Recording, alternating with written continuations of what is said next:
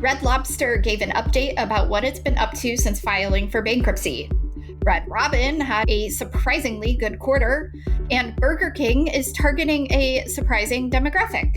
Welcome to Restaurant Daily, your quick daily download of the top stories in the restaurant industry from the editors of Nation's Restaurant News and Restaurant Business. I'm NRN Managing Editor Leanne Zinsmeister. And I'm RB Managing Editor Heather Lally. It's a new day at Red Lobster. The seafood chain gave an update this week about what it's been up to since filing for bankruptcy a year ago. It announced the return of a fan favorite menu item, Hush Puppies, and is adding more meals under $20 to the menu. It's also launching a happy hour with $5 drink specials. Red Lobster is hoping the changes will bring back customers after years of sales declines and store closures. Red Robin had a surprisingly good quarter. Same-store sales rose 3.1% and profits skyrocketed, exceeding the chain's expectations. Investors rushed to buy the company's stock, which surged more than 60% on Friday.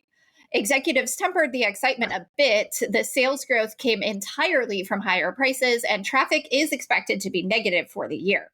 Still, it was a promising sign for a chain in turnaround mode.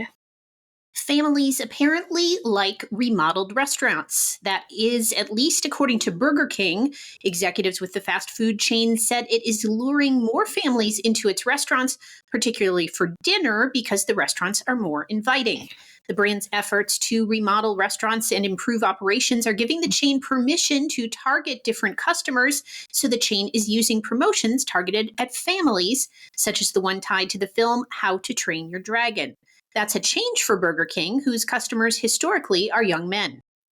A group of independent restaurants is pushing back against a no tax on tips policy.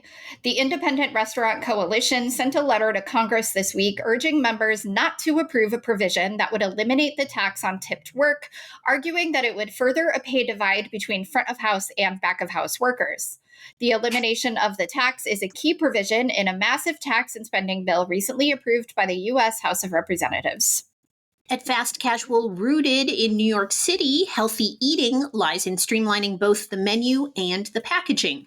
Every house-made menu item uses 7 ingredients or fewer, and customers build their own meals, choosing from a protein, starch, vegetable or 2, and sauce.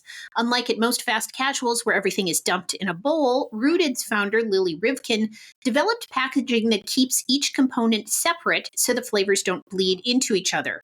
Rivkin is planning to expand beyond the original location, which opened earlier this year, possibly adding more seating for dine-in guests. Mooyah Burgers, Fries, and Shakes has named Michael Metch its new president.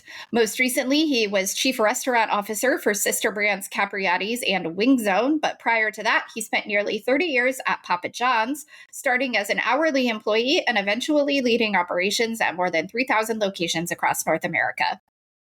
And that will do it for today's episode of Restaurant Daily. I'm Heather Lally. And I'm Leanne Zinsmeister. Have a great day.